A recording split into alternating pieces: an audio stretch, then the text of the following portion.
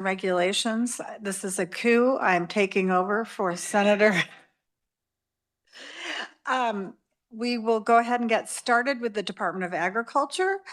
Austin Vincent, Staff Attorney, Jeff Vogel, Program Manager, Plant Protection and Weed Control Program. Welcome to committee. Please introduce yourself for anyone who's on WebEx. Thank you, Madam Vice Chair. My name is Austin Vincent, and I'm a staff attorney at the Kansas Department of Agriculture. With me today, as you referenced, we have Jeff Vogel, who is the program manager of the Plant Protection and Weed Control Program over here. And then we also have our new weed and seed specialist, Jason Vetter, with us as well.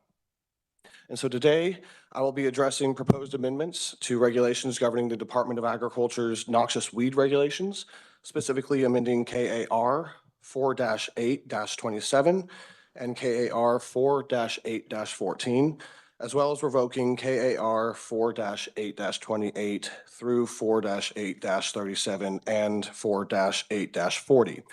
These amendments are not federally mandated. These regulations are authorized by KSA 21314, which provides the authority to declare species of plants as noxious weeds, and KSA 2-1315, which provides the authority to adopt official methods of control and eradication of noxious weeds. As noted in the economic impact statement that accompanies these proposed regulations, the proposed amendments were developed from recommendations by the Noxious Weed Advisory Committee. The department also solicited feedback from county weed management personnel and hosted a stakeholder meeting on December 12th, 2024 to discuss the proposed changes before submitting the regulations to the Secretary of State. The stakeholders in that meeting provided feedback on myrrh honeysuckle, expressing concerns with the practical challenges of managing myrrh honeysuckle as a Category B noxious weed. And as a result of the stakeholder feedback, the KDA revised its initial proposal to list myrrh honeysuckle as a Category B noxious weed, downgrading it to a Category C. A public hearing regarding the proposed amendments is scheduled for April 7th, 2026, and notice of such was originally posted in the Kansas Register on January 29th, 2026. To date, the department has received a response from the Kansas Association of School Boards indicating no economic impact, and no additional public comments have been received. I will now provide a brief summary of the changes and stand for questions. So first, the changes to KAR 4-8-27 consolidates 4-8-27 through 4-8-37 and 4-8-40, which provided the references to the control methods for each of the noxious weeds. Previously, each of the control methods were in their own regulatory provision, and through the years, as we've amended and adopted the regulations, these control method regulations were becoming fragmented and non-sequential. So we consolidated all the control methods into one regulation, 4-8-27, as a way to provide clarity and ease of reference for stakeholders. Further, this regulation adopts the control methods for the newly designated noxious weeds, spotted knapweed, diffuse knapweed, common teasel, cutleaf teasel, and myrrh honeysuckle. Finally, the proposed changes to KAR 4-8-44 includes the addition of the following noxious weeds. It adds spotted knapweed and diffuse knapweed to the list of Category A noxious weeds and removes pignut from the designated noxious weed list, adds common teasel and cutleaf teasel to the list of Category B noxious weeds, and adds a myrrh honeysuckle to the list of Category C noxious weeds. So with that, I'll open it up to any questions if you guys have any for my colleagues and I. Thank you. Committee, any questions? Yes, Representative Wassinger. Almost got promoted, see? I have a couple of questions, if I may. One, could I see how you just determine, can you send us the information on why something's in Class A, something's a Class B, and a Class C? And then the other question I have is, that's more of a request. And then Okay. The estimated total implementation and compliance costs was $7,489.93. Is that per county, or does that include, this just includes what? Tell me exactly what it is, because I don't see how much it's going to cost per landowner, time it will cost per landowner, et cetera. So thank you. Thank you, Madam Chair. Madam Chair, thank you, Representative Wassinger, for those questions. I will provide an explanation for how weeds are designated as such. But to your question on the EIS, we did. So our past weed and seed specialist, he put together a cost per acre for analyzing this. We just put in the state whole cost per year as on the EIS. But just to tell you the procedure for how we determine this number is he used the county reports from each of the counties to determine how, on average, how many acres are controlled or applied each year, and put that average into a model, and then put in how many acres have been reported of these noxious weeds throughout the state. Multiply that by the amount of acres that are typically controlled through the years, and then also multiply that by the control methods. So that's going to be your mechanical control methods or your chemical control methods, and a biological, if a biological is there. So we don't have the landowner piece per acre on that on the EIS. That is something that I can supplement if I can find it. I can supplement that in the response if you would like that. But the number that is in the EIS is the statewide cost annually. Thank you. I think it's important that economic impact shows us what is impacting taxpayers as well. I'm pleased that this is not very expensive for the state. However, I want to see how it impacts taxpayers throughout the state of Kansas. So thank you, Madam Chair. Well, and Madam Chair, if I may also clarify real fast, we do have in the EIS the cost to individuals. So that's going to be your cost to the private landowner. That's about 1,000 or about 1,500 per year. And then the local governments, that's going to be your counties. That's about 6,000. I mean, the local governments are more because they are the ones that have the directive of enforcing and implementing the Noxious Weed Act. And so it's more expensive for them to go around and spray control. But private landowners will still have a cost as they're applying these chemicals or these control methods to their land.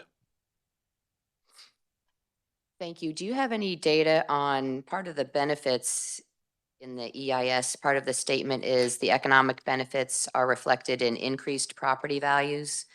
Do you have any data on that? I can go back and look at our weed and seed specialists files and see if he has any data on that specifically. I know whenever we were talking about it, we were discussing how not having an infestation of noxious weeds such as a honeysuckle does provide both aesthetic as well as real cost benefits whenever you do have a large amount of land that you can actually use, whether that's for grazing, for farming, or just for aesthetic purposes. But I can check to see if there's any studies or other data points that are in the file. That would be helpful since it's part of the department statement, including you had mentioned, as does the EIS, that increased yield for crops. So if there's any data on that either. And with that, then a question from Representative Corbett. Thank you, Chairman. When you got your data on this, did you go to each county kind of weed and feed department and get your acreage and your data? Yes, Madam Chair. Representative Corbett, so the counties are supposed to be providing us reports every single year. And so we pulled that data from the reports that we received from the counties, but I'll have Jeff Vogel, our program manager, explain a little bit more of that and fill in those gaps. Please introduce yourself. Thank you, Madam Chair. I'm Jeff Vogel, the Program Manager of Plant Protection and Weed Control. Representative, data came from various sources on acres infested, including some of the data from counties. But since these particular species are not declared noxious yet, the counties weren't actively surveying of them because they weren't required. But the point, we requested information from them earlier, but in addition to that, the KBS provided some information. There's also national databases that we utilize to try to estimate the acreage infested. Primarily that was focused on the Armor honeysuckle, on the bush honeysuckle, but we do know, for example, the knapweeds, there's no known infestations of diffuse knapweed in the state. Very few, less than 100 acres of infested on spotted knapweed. And the teasels, there was some known infestations because some of those noxious those proposed noxious weeds have been declared county option in some counties in the eastern part of the state. So some counties were already managing them like as a noxious weed. So where I'm going with this is you've got your entirely new list of noxious critters. You've already got a list before you got here of what's there now. The average landowner has to buy to kill what you already we're doing now will far exceed the numbers you're just saying. And I talked to the Shawnee County Weed Department, and they told me that all your chemicals that we need to buy from them have taken a pretty good increase. So you keep getting the list bigger, and it'll get to the point where if a landowner has to spend $5,000–6,000 or even more, where's the end to this? You know what I'm saying? Madam Chair, Representative, when the noxious weed law was amended in 2018, what we were considering at the time, or what was considered at the time, was the idea of looking at species in advance of them becoming a problem. And using the weed risk assessments along with the Noxious Weed Advisory Committee to make recommendations to the Secretary on what species are supposed to be identified. And so that was the intent. And a number of these species, like I mentioned earlier, are not a statewide problem yet. For example, like prior to this, Sericea lespedeza was the last noxious weed being declared, and at that point it was already infesting hundreds of thousands of acres in the state. And so the intent with this is to get in advance of them becoming a problem and doing the control before it becomes a substantial economic impact to landowners across the state. So to follow up, one question is, the chair might have asked you this, but what would be the cost per acre to implement this? So that's something that we can provide. I'll provide that as a supplement because I know that we have that in our file. But to also be more, to clarify too, that for the cost of the landowner, much of the control methods are similar weed to weed. And so whenever you spray for one weed, you can spray for multiple weeds. And so that cost isn't every single weed per every single control method. The control methods can be used for multiple weeds, and that helps spread the cost over the multiple weeds if a landowner's property has multiple noxious weeds on it. So when you give us your cost per acre, that'd be just for chemical or chemical and labor? That'll be for, there's the chemical aspect and then also the mechanical, so the labor aspect. Okay. I'd like to see that. Thank you. Senator Faustigedo. Thank you, Madam Chair. Well, first, if you could give me the definition of musk thistle weed, and then I see here where they were strucken from. So are they included or excluded? Madam Chair, Senator, so musk thistle is primarily a biennial, winter annual, and short-lived perennial forb that was introduced from Eurasia. The leaves are deeply lobed, hairless, and dark green with light green mild rib. A silver green leaf margin is characteristic of each spine-tipped lobe, giving the leaf a frosted appearance. So that's musk thistle. When it comes to what we're doing with the regulation, so we're revoking the old regulations as they were each of the control methods were in their own provision. And so to clarify and make it easier, we've put it all into one. So we're not striking them and removing them, we're striking them and then moving them to 4-8-27. So they're just going to a new place. Thank you, Madam Chair. To be treated all year or just a certain time, or? So, Madam Chair, Each of the control methods has a different time for when is the best time of year to control or to spray or do any other control methods on each of the weeds. Sometimes it's the spring, whenever they're first growing. Sometimes it's the fall, whenever they are dying and they're bringing their nutrients. And so the control methods put out when is the best time and what's the best methods to get the best effort and effectiveness for the control methods. Thank you. Senator Tyson. Thank you, Madam Chairman, and thank you for the presentation. It's good to see you again. One of the biggest things that wasn't mentioned here is the largest landowner is the state of Kansas, and they are one of the worst neighbors. And when you said Sarisa, I mean, there's acres and acres in Lynn County that isn't even trying to be managed, that's owned by Wildlife and Parks. I mean, we've got bad neighbors, and then we're expecting the landowners to take care of this without the state actually taking care of this situation. I mean, and I don't think it's included in these numbers or these estimates, the states.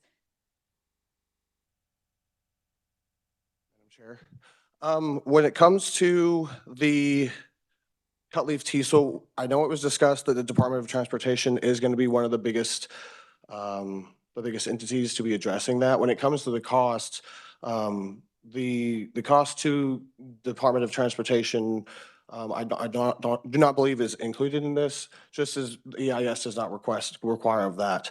However, we do know that that's something that we've addressed. When it comes to enforcement of that, it's the counties that play the biggest part of enforcing that, at least per the statute. And so I think that's a frustrating part of that. I'll let Jeff clarify or add some meat to that as well. Madam Chair, Senator, was your question related to the inclusion of the control costs of Cerisa Lespedeza in this, or I just wanted to clarify? Not just Sarisa, everything. You go to Johnson County, I take pictures every time I'm up there of all the thistles. I mean, I think they're growing a flower up there. The county, the state, all bad players. They're bad neighbors. It blows in the wind. There's no way we can eradicate it because they're not even trying. Thank you, Madam Chair. Senator, in regards to Kansas Department of Transportation, the Secretary and some of my staff met with them earlier this year to discuss some of the management and the right-of-ways across the state and some uniformities of approach. And I think we're looking at creating a kind of inter-agency memorandum to help facilitate communication and control methods and recommendations to help that in the different regions of the state. Certainly what's in the Kansas City metro area is not the same challenge as what's in the Flint Hills. But we're looking at trying to help that communication across agencies because they've shown a big interest in controlling noxious weeds, but also brush and other types of species along the right-of-ways, depending on the part of the state that you're in to help with I guess, landowner concerns that are adjacent to those right-of-ways. Thank you, Madam Chairman. I hope you make this a high priority because it's, like I said, as a landowner trying to take care of this, we have bad neighbors and it happens to be the state, the railroad. I mean, I'll just go on and we can't get ahead of it since our neighbors won't even try. Thank you, Madam Chairman. Thank you. Senator Francisco. Thank you, Madam Chair. This is just a comment that the Senate Committee on Agriculture and Natural Resources did have a hearing, an informational hearing about the control of noxious weeds from these other agencies. So we heard from the Kansas Department of Transportation and from the Department of Wildlife and Parks. And I think that was a good thing in terms of communication, and we are hearing that those meetings are being held between those agencies. So a good step forward, and I appreciate the other senators on the committee with their interest. Thank you. Any other discussion or questions? Not seeing any, then thank you very much for your presentation today and your testimony. Appreciate it. Thank you, members. Next, we're going to hear from Department of Agriculture, Division of Animal Health. And with that, Kate Langworthy, staff attorney, please introduce yourself and welcome to committee. Absolutely. Thank you. This adjusted so that I can hear properly. Good morning, and thank you, Madam Chair and members of the committee, for the opportunity to appear. As you said, I am Kate Langworthy. I am the staff attorney that supports the Department of Agriculture's Division of Animal Health. Also here with me today, I have our Animal Health Commissioner, Dr. Justin Smith, and he is available to answer questions should they go outside of my purview. Today, I'll be addressing proposed amendments to a package of regulations relating to domesticated cervid operations in Kansas, and also standards for participation in the Chronic Wasting Disease Herd Certification Program, or CWD-HCP. These changes were requested by industry and were developed with their input so that the resulting regulations reflect current management practices and standards of the cervid industry while still meeting requirements for participation in the CWD-HCP. These regulations are authorized by several statutes. KSA 47-607, which empowers the Animal Health Commissioner to adopt rules and regulations that prescribe procedure whereby certificates of health and other required statements and declarations may be submitted to the Commissioner at the time of shipment. KSA 47-607A, which authorizes the Animal Health Commissioner to require a special permit to move any species of animal of livestock into or through the state of Kansas if circumstances dictate the need. KSA 47-607D, which empowers the Animal Health Commissioner to adopt rules and regulations to protect the health of domestic animals. KSA 47-610, which empowers the Animal Health Commissioner to establish quarantine, sanitary, and other regulations as necessary to protect the health of domestic animals. And finally, KSA 47-2101, which requires the Animal Health Commissioner to adopt rules and regulations necessary to ensure compliance with federal requirements and to protect domestic animals and wildlife from disease risk related to domestic deer production.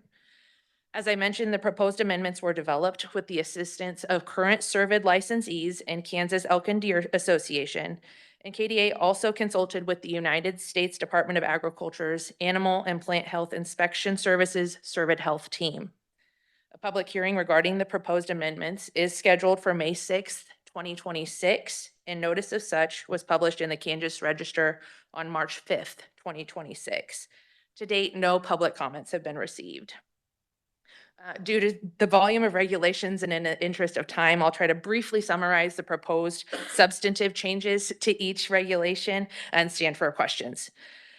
So first off, changes to KAR 9-3-6 provide an expanded list of definitions that are relevant to and used throughout the regulations, including new definitions for antemortem CWD test, chemical restraint, CWD positive herd, domesticated cervid movement notification, or DCMN, a mistest, traceback herd, and trace forward herd.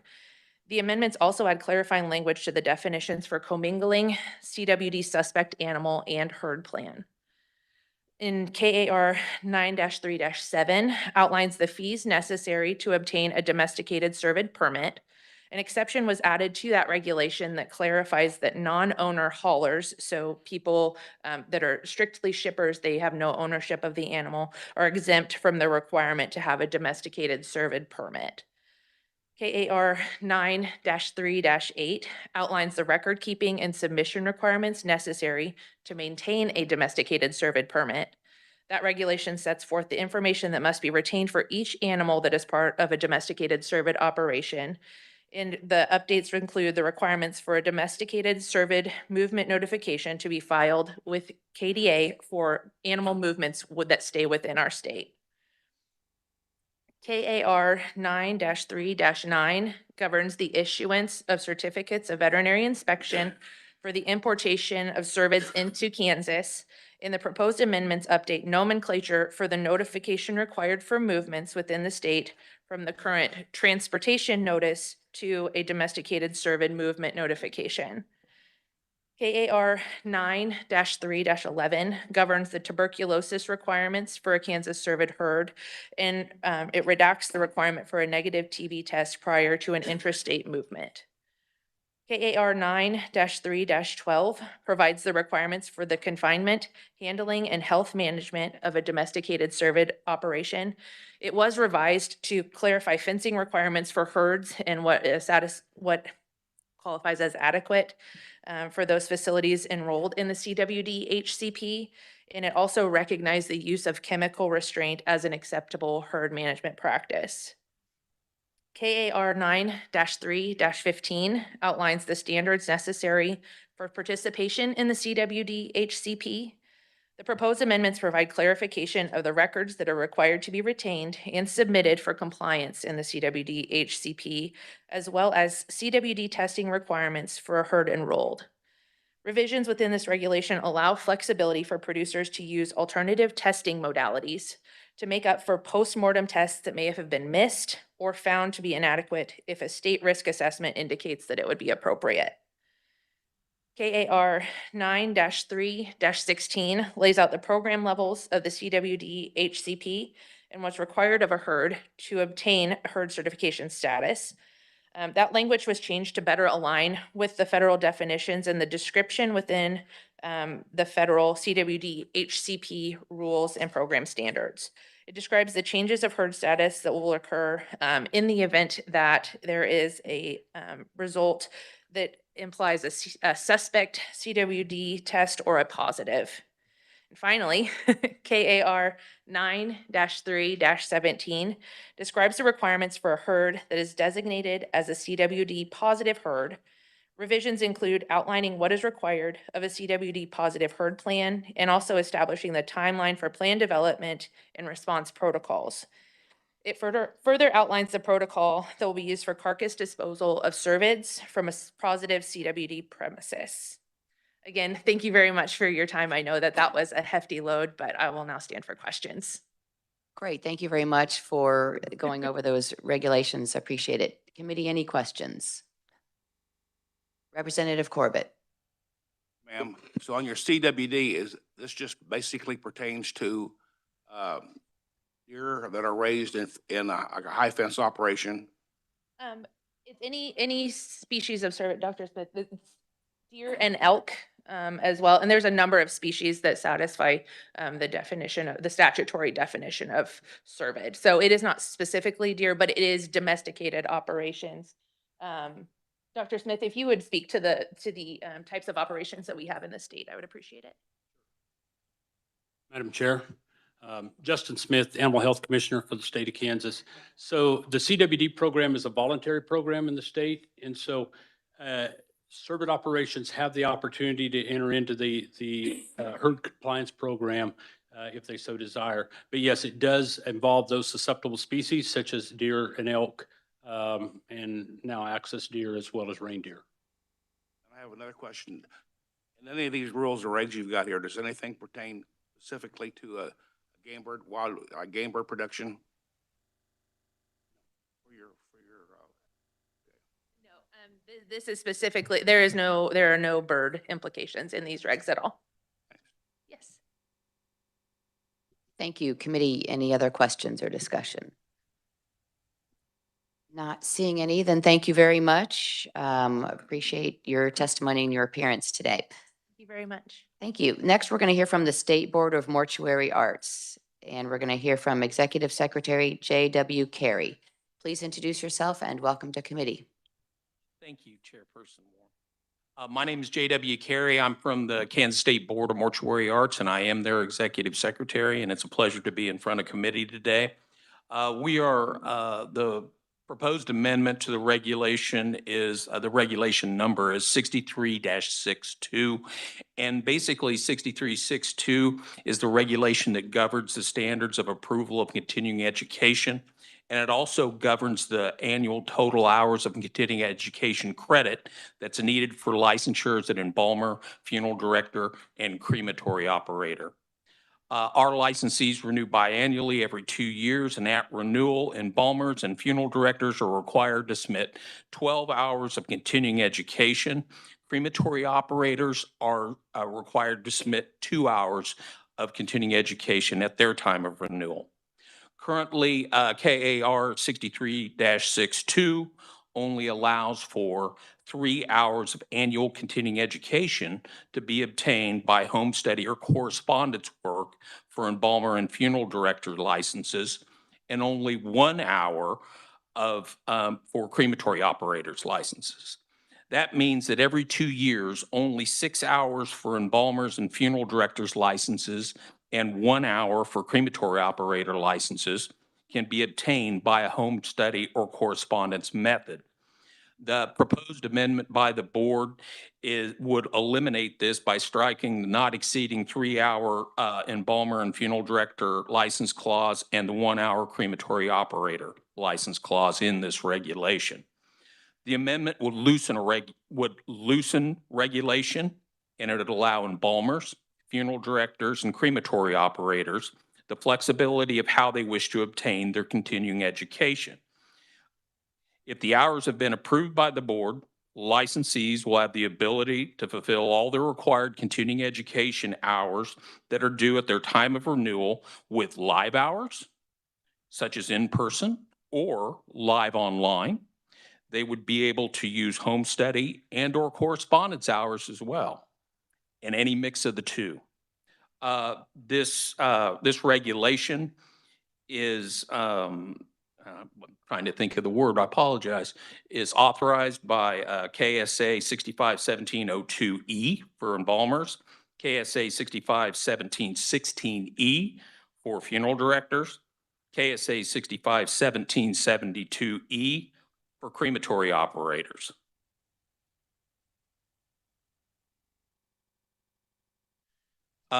Currently, right now, although the numbers change day by day, there are around 2,100 licenses that are on file with the board. Roughly about 1,730 of those are issued to individuals. That's 553 total embalmer licenses, 660 total funeral director licenses, 293 crematory operators licenses. We also license assistant funeral directors. However, continuing education is not required for them, and they total about 224. The remainder of our licenses include 180 establishments, 141 branch establishments, and 49 crematories across the state of Kansas. So what the board is basically saying is that for the flexibility of these people and some of the people in some of the more rural areas, they will be given a chance by not being able to maybe attend in person or do something, they would be able to chance to make up their continuing education online or through correspondence. The economic impact statement is relatively minimal to the board itself. It is less than $150. It's basically for publishing fees in the Kansas Register. At the time of the economic impact statement, there were several requests that were sent to the Kansas Funeral Directors Association for what their estimate would be for their economic impact, because they are one of the leaders in the state of Kansas that offer in-person continuing education. They, at the time, claimed that they thought it was around 40%. And with that, I'd be happy to stand for any questions with the committee. Thank you. Appreciate it. Any questions? Just so I'm understanding correctly, so what the proposed regulation intends to do is it changes the requirement of 12 hours of continuing education by changing it from it currently is 9 hours of live continuing education, and the regulation would change it to 0 would be required to be live? No, Live in person is what I mean. Well, what the regulation itself is saying is that annually, funeral directors, embalmer, and funeral directors and embalmers, I'll start with them first. They are required to get 6 hours annually. We renew biannually. So that is 12 hours per renewal cycle. In those 12 hours, it's stipulated that 6 of them must be in person. Okay, so we're going then from 6 to 0 now, have to be in person. Could be. Okay, and why now none have to be in person when at least half used to be? I've taken a verbal poll of some of my colleagues among the other state agencies. There are very few other state boards that require in-person hours, including even doctors and lawyers. Thank you. Senator Tyson. Madam Chairman, and thank you. This contradicts what we just passed in legislation yesterday and what the House is going to be looking at. And not all of your members are in agreement that it should all be in person. Some of them think that there should be at least 3 hours in person as standing now. Thank you, Madam Chair. That is correct. So how would that, since we're changing the law, that it would be in statute, these? Of course, the statute would trump the regulation. That is the thing. But I'm aware of 2331 and what happened yesterday. I know it still goes before the House. But the one thing that 2331 does not do is it does not address the crematory operators' continuing education hours. If I may, Madam Chairman, we need that legislation. There's a piece in there that on moving a dead body that impacts my district greatly. So I hope there's not an effort to stop that. Thank you. Thank you. My question, yes, was going to be, since it passed across the Senate floor yesterday, that piece of legislation. So remains to be seen what the ultimate outcome is, but we would expect that the board obviously would comply with what the legislature is going to be doing in that regard. Correct. Thank you. And I do find it interesting going from, 6 hours required to be in person to now none. So I don't know how that will impact the industry as far as how they're able to run things, but understand that that's the board's position as of today, but we'll see what happens with the legislation. So any other questions or discussion? Not seeing any, and thank you very much for being here and for your testimony. Appreciate it. Madam Chair and committee. Thank you. Next, we will hear from Department of Wildlife and Parks, and we're going to hear from Kurt Weird, General Counsel. Please introduce yourself and welcome to committee. Yes, good morning, Madam Chair. My name is Curtis Wired. I'm the Chief Legal Counsel. It's okay, I'm called Mr. Weird all the time. It's fine. I'm also joined by our Director of Fisheries, Brian Sowers, and then Secretary Kennedy has also joined us today. I'm here on 4 regulations. All of them are fisheries regulations, and I'll list them out as 115, 7-1, 7-4, 7-10, and 18-8. I have provided written testimony going into great detail about what the substantive changes are of the regulations. We'll go over those. If you'd like, I'll go through some of the technical changes here because I recognize there's a lot of changes made to 7-1. Oh, and before I get too far into it, I want to note that all of these changes have been vetted with the Kansas Wildlife and Parks Commission, a bipartisan commission. At 4 consecutive commission meetings, they gave their initial approval to move these regulations into promulgation. And then now that we've completed that process, we're here and we're noticed up for a hearing on April 9th for the consideration of these regulations. So starting at 7-1, you'll see here at the beginning in A2 and 3, the definition of closed cell construction was deleted from those to prevent duplication. That's now in a new subsection H, which provides that exact definition for the whole regulation. If you move on to page 2, the A6 there is the substantive change where we've added snagging for paddlefish. We've added non-sport fish and prohibited fish species listed in that KAR, which includes our invasive species. The impetus for this change has been the proliferation of invasive carp in the Kansas River. Invasive carp, not to go into too great a detail, they're filter feeding fish, so they swim through the river, they eat plankton or small organisms, and they grow to extremely large sizes. They're often easily spooked by boat noises. You may have seen videos. They're kind of famous on the internet for boaters flying down rivers, and they get spooked and they'll jump out of the water, and actually some have knocked boaters unconscious. So they kind of propose a public safety risk. There's a long backstory about how they were introduced into the U.S., but they've wreaked havoc on several river systems across the US. Luckily for us in Kansas, the Bowersock Dam in Lawrence has mostly stopped their migration up the river. I believe the flood in 93 or 94, some got over the dam, and there are a few stragglers upstream, but not enough to create a reproducing population. But today, it looks there's a large population of these fish from Lawrence to Kansas City and the Kansas River. And the point of adding this list here is to give anglers, particularly in the Kansas City area who have asked for this, the opportunity to go out there and snag these fish. Snagging is a technique where you throw a large treble hook out in the water and you rip it through the water to hook into the fish. And the reason you do this is because these fish, like I said, they don't eat regular bait. You have to basically pull them from the river in order to capture them.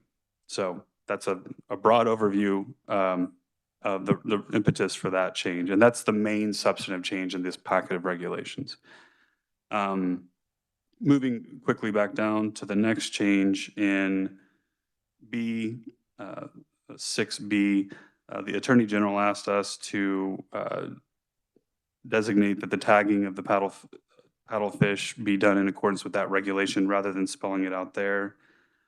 And then I'd say in D, I want to point out, Senator Tyson, you'd previously asked me in regulations a couple meetings ago about removing this paddlefish provision for youth.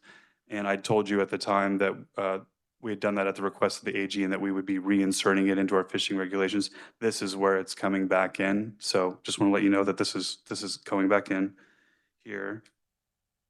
Again, moving over to page 3, again, this immediate supervision change was made at the request of the Attorney General. Rather than having a definition for a commonly used words like immediate supervision, they asked that we just provide a plain definition there, which we did. Down in D, we've again deleted the definition of closed cell and moved it down to the new subsection H. And all of those changes you see in 8 is what I tried to do was combine 8 and 9 because 8 was a bow, 9 is use of a crossbow. They're substantively the same thing, so I just combined bow and crossbow. So all those deletions and movements there, those are non-substantive. They're just trying to clean it up and shorten up this regulation so that the public can understand it more easily. I won't belabor the rest of the regulation on 7-1. Moving to 7 Madam Chair, would you like me to pause for questions on after each one, or? For now, Representative Corbett has a question. Thank you, sir. You know, on your fish that you're talking about that you can snag, but also you see sometimes on some of your outdoor shows where they try to use a bow, one arrow. Would that still be permissible for harvesting these?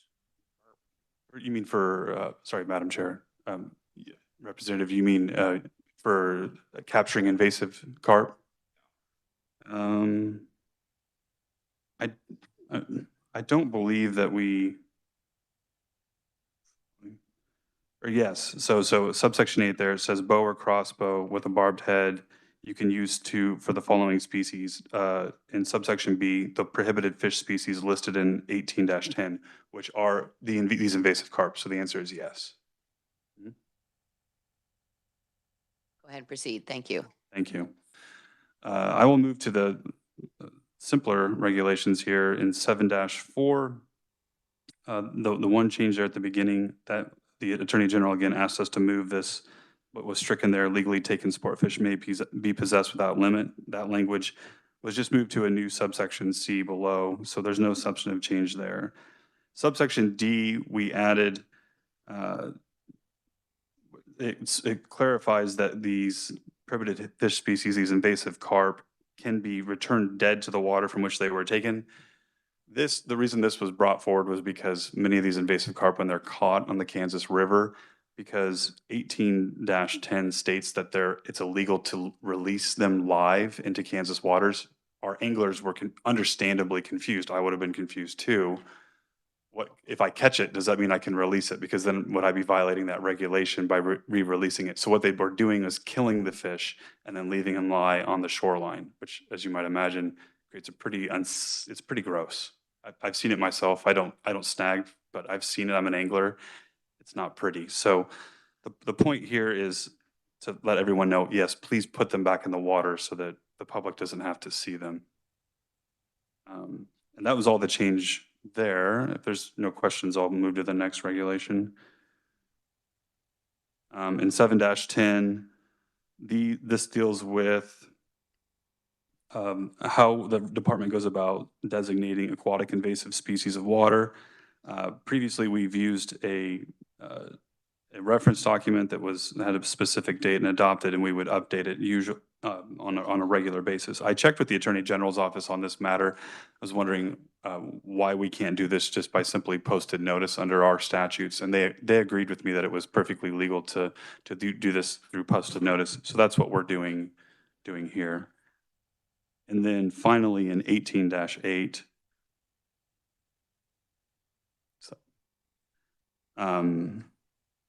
we wanted to add some clarity there. This talks about, this is what we call our wanton waste regulation.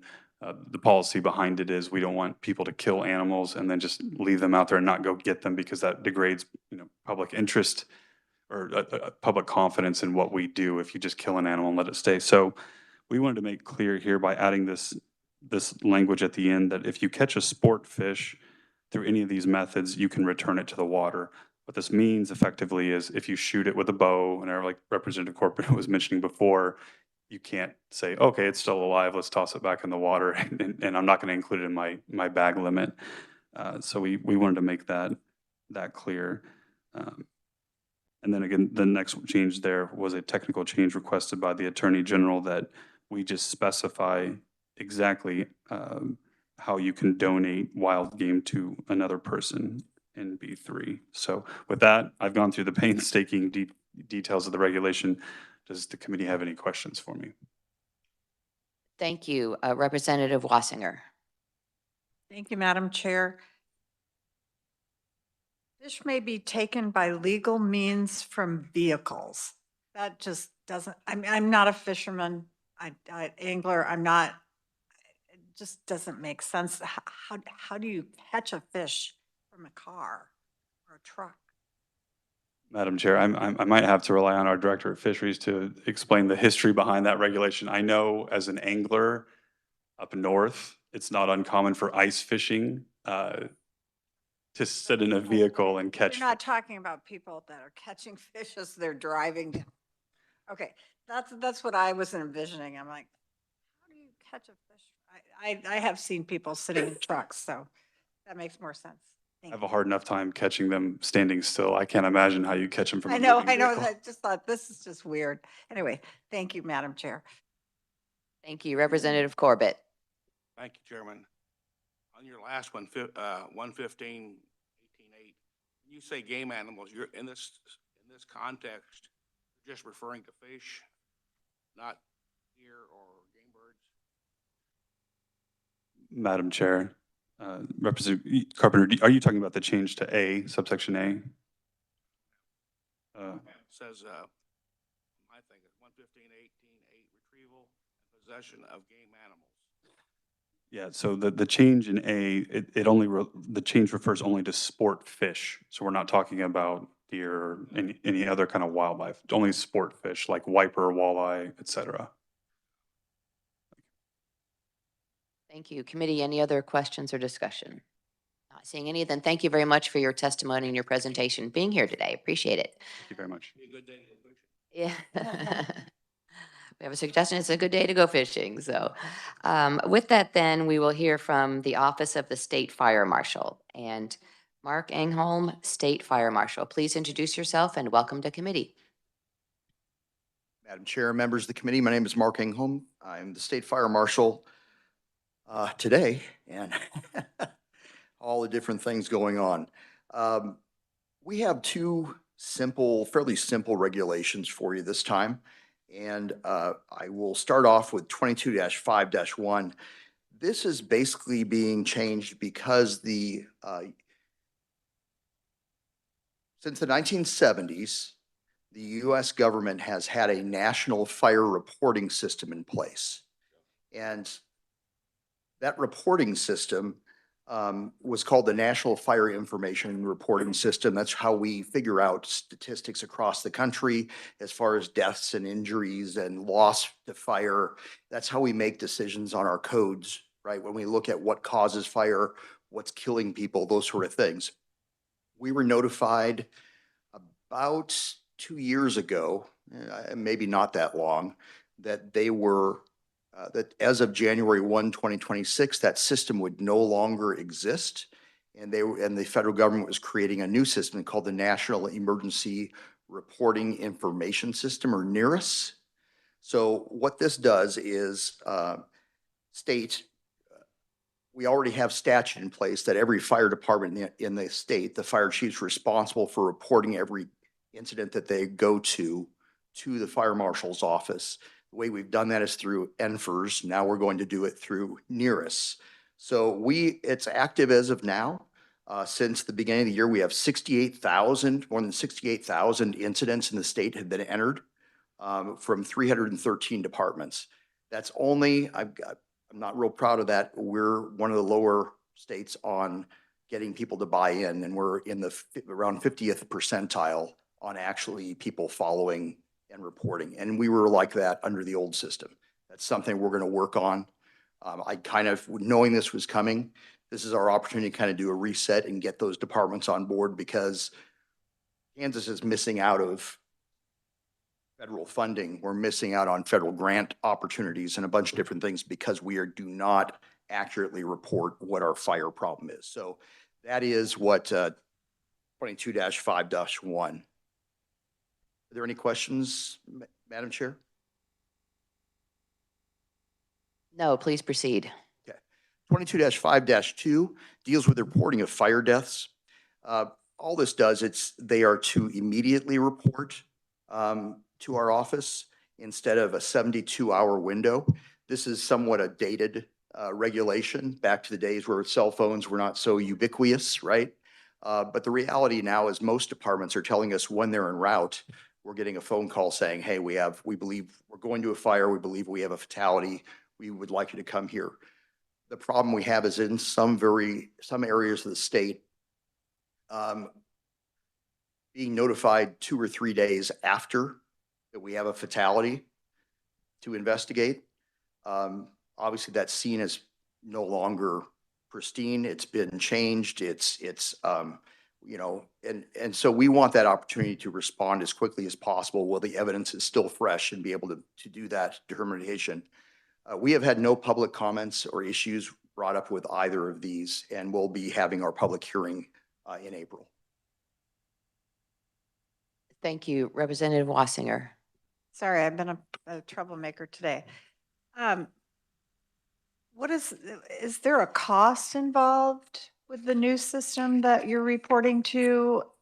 Do these departments need new equipment?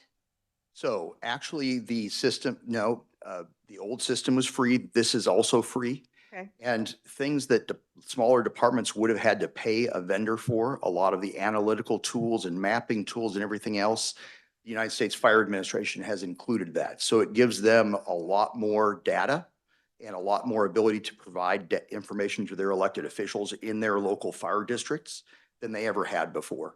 Now departments can, like Hayes, they may buy a suite of products that help them schedule when the firefighters work and you know, maintaining their fire trucks and all these different things, billing for medical or whatever.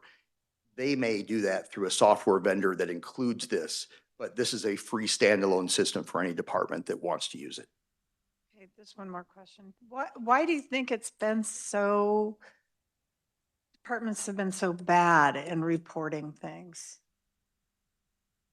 Can you put your finger on something? Yeah, I think a lot of it is just the lack of engagement from our office in the past, that we haven't been engaging with local fire departments. That's something we've really been focusing on the last few years, and we're building that relationship and doing more outreach.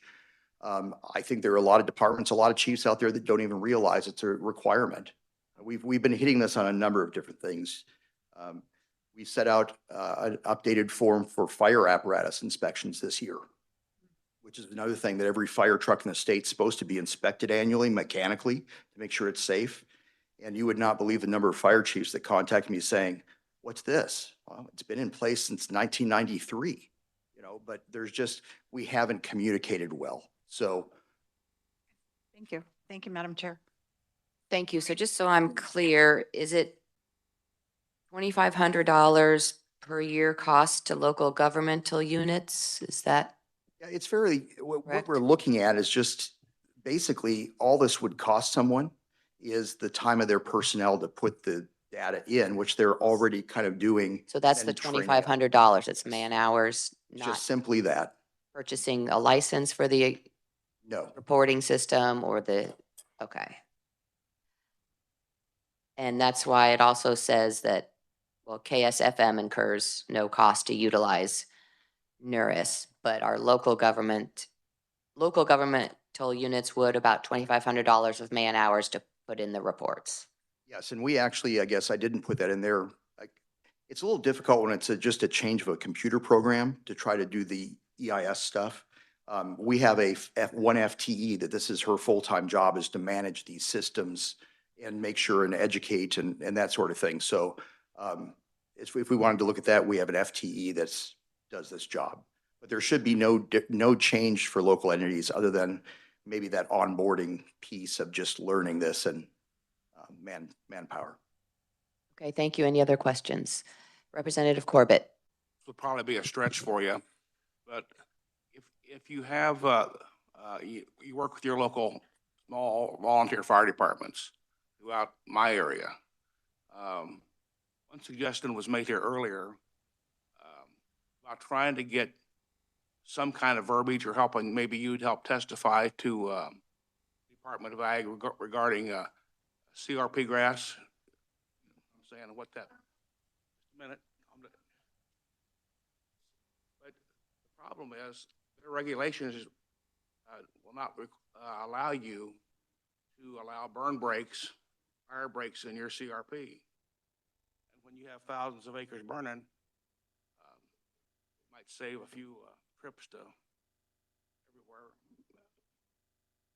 If you could. I'm not conversant with that. I know it's an issue. I know CRP in general is an issue for our fire departments out there.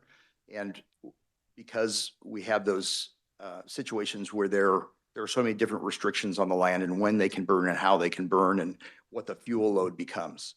So I'd love to be part of that discussion and see where we can go. But I hope if we find a bill, you'll be positive. Anyway, but that is a big problem. I mean, I hear it all the time. Thank you. Thank you. Other questions or discussion? Not seeing any, then thank you very much for your testimony, your presentation. I appreciate you being here. So committee then, that brings us to committee discussion and any comments on proposed rules and regulations. And we'll just go through each presentation and see if there are any comments. So we'll start with Department of Agriculture, not the Division of Animal Health, but the Department of Agriculture. Any comments? That was control methods for noxious weeds, et cetera. So Representative Corbett. I kind of looked up how many farms there were in Kansas and how many acres and whatever. The dollars they're talking about here is way over $1 million. You know what I'm saying? Because there's 45 million acres of farm ground. But I mean, if they can come on if the county weed guy can come on your property and say, you've got this problem, either you do it or we're going to do it. I just think that I'd like to get some hard numbers on what things are actually costing per acre and each farmer, what they're going to be forced to do. Thank you. Can we make that a request from the committee for obtaining that information from the department? Thank you. Yes, we will. Any other discussion or comments? Representative Wassinger. Thank you, Madam Chair. I think I added, it's one of the things I said is that you're not considering taxpayer dollars. You're not considering what happens to the public. And so that we're not getting accurate economic impact statements from any of these very few people. I won't add, except for people that are in the room, you did a great job. But these big agencies don't seem to want to give us that information. And I think that's bad. I also asked for their information about how they classify weeds. And you probably already have that on there. All right, thank you. Thank you, Madam Chair. Thank you. And to follow up on these lines of discussion, I had asked for more data about the economic impacts on the benefit of the proposed regulations that the department had stated would be increased property values and increased yield for crops. So that was part of their EIS. If we could have some data to back that up, that'd be great. Anything else, committee? Yes, Mr. Mulholland. Thank you, Madam Chair. I also had a note here about a question that both Senator Tyson and Francisco had discussed. And I have a draft, so I thought I would read the language if that's okay and see if the committee agrees with it. So what I wrote is the committee is concerned about the presence of noxious weeds on state-owned land. The committee recognizes that KDA is committed to working with state agencies to control noxious weeds on state-owned land, and it urges the agency to continue communicating with those entities and to commit to creating a joint plan to address these weed issues. Thank you. Does that kind of capture the discussion? You want to get on the microphone so we can hear you? Representative Corbett. Oh, another big property owner is your Corps, your Army Corps of Engineers. They own thousands of acres around all these reservoirs, and they're not compliant either. And railroads, I heard something about And I railroads. put railroads on there also. Does that capture where we are on the discussion? I think so. Yes, Representative Wassinger. Thank you, Madam Chair, and a report on what they've done towards this measure. If we could include that in part of the committee's Because they need to request. put it on paper and with paper and pen, and then they have to say that they're really doing it. Thank you, Madam Chair. Yes, please include that in the report. Thank you. Any other discussion?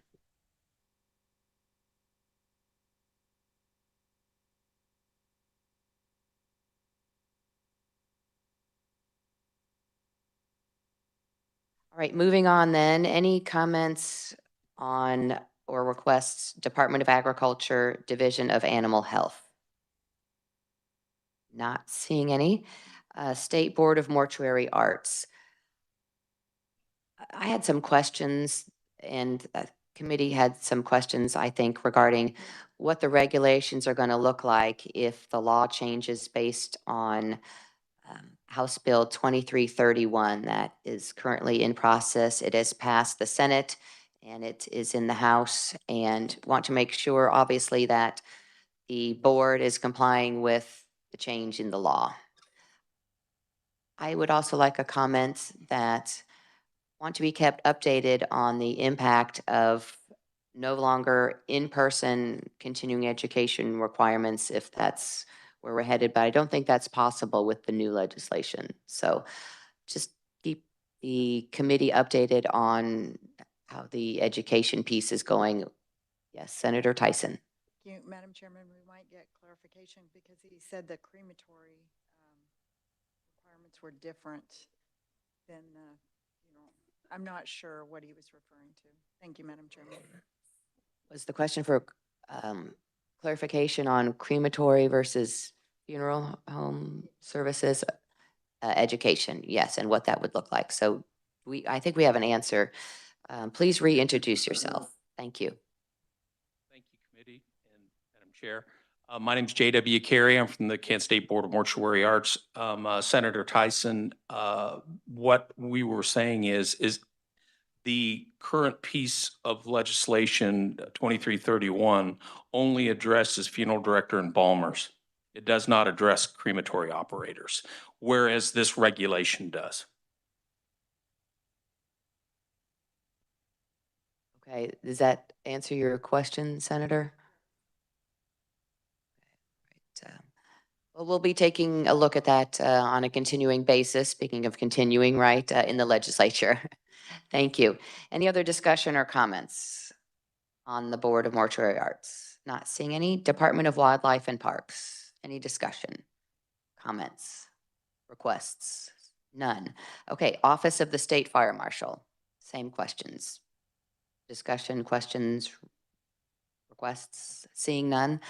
Then that concludes our agenda, our work today. I want to thank all the conferees for their attendance today, their presentation, their testimony, those following along online, and being available for questions in the committee meeting room today as well. Thank you to staff who helped make this possible, and to our committee members as well. So with that then, do we need to set a date for our next meeting? Thank Yes, you, Mr. Madam Chair. Mulholland. So the next public hearing date is May 12th. So I'm not sure if the committee would like to look at dates around that time, or if you'd like to maybe think about that and determine a date later. So thank you. What does that make our deadline for when this committee needs to meet ahead of that? Thank you, Madam Chair. So the best week to meet for that would be the week of May 4th through 8th, because the 12th is a Tuesday, so it'd be really hard to meet on a Monday and then turn around to report quick enough for that hearing. Okay, the week of May 4th through 8th.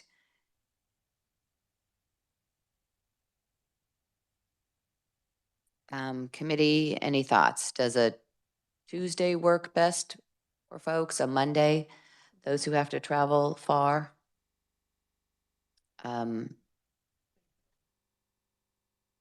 Okay, so let's try Monday, the 4th, or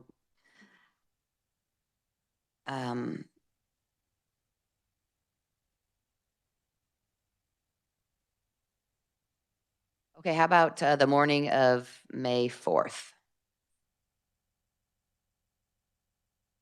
We'll take a look at May 4th for our next meeting. Some of us will be, yeah, home with a new baby. Not me, but, okay then, so we'll be looking at May 4th. Please check your emails for the time and the room. So with that then, thank you everyone for your attention and your work, and the meeting